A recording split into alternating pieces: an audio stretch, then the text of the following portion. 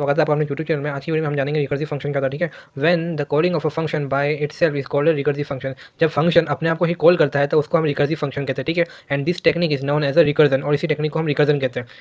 ठीक है, इसका एग्जांपल देख लेते हैं। हमने एक रिकर्सिव फंक्शन बनाया फैक्टोरियल नाम का, जिसके अंदर हमने एन वेरिएबल पास किया है। ठीक है, if n is equals to zero, ये हमने बेसिक केस बनाया। अगर एन की वैल्यू जब जीरो जाती है तो रिटर्न कर दो 1, क्योंकि ये फैक्टोरियल का बेसिक कॉन्सेप्ट होता है। ठीक है, एल्स रिटर्न करो n into factorial n minus one, मतलब कि जो भी हमारा वैल्यू उसको हम एन माइनस वन के टाइम चलाते रहेंगे, उसको आपस में मल्टीप्लाई करते रहेंगे। ठीक है, और यहाँ पे हमारा फंक्शन अपने आप को ही कॉल कर रहा है, तो ये रिकर्सिव हमारा कॉल है। ठीक है, फिर हमने इंट मेन के अंदर नंबर 5 लिया है। ठीक है, फिर उसको हमने प्रिंटफ के अंदर नंबर कॉल किया और हम फैक्टोरियल फाइंड आउट कर रहे हैं। ऐसे तो हम नंबर 5 वैल्यू फैक्टोरियल के अंदर वैल्यू को पास कराते हैं। ठीक है, तो हमारा एन की वैल्यू 5 हो जाती है। फिर ये हमारी कंडीशन को चेक करता है। जब 5 इज इक्वल्स टू जीरो नहीं रहता तो ये कंडीशन फॉल्स हो जाती है, और फिर हमारा एल्स ब्लॉक एग्जीक्यूट होता है। हम जैसे एन के अंदर देखते हैं n into factorial n minus one, मतलब कि 5 into factorial 4, n minus one मतलब कि 4। ठीक है, देन वापस ये रिकर्सिव कॉल होता है, कंडीशन को चेक करता है, कंडीशन फॉल्स है तो एल्स ब्लॉक में आ जाता है। वापस n into factorial n minus one, मतलब कि हमारे पास 5 इंटू 4 पहले ही था। वापस उसको चेक करेगा, फैक्टोरियल एन माइनस वन मतलब 3, तो मतलब 5 इंटू 4 इंटू 3 हो जाएगा। फिर वापस हमारा ऐसे ही इसको चेक करेगा, फिर 5 इंटू 4 इंटू 3 इंटू 2, इसी तरह से हमारा रिकर्सिव फंक्शन चलता रहेगा। देन एंड में हमारा 120 वैल्यू आ जाएगी।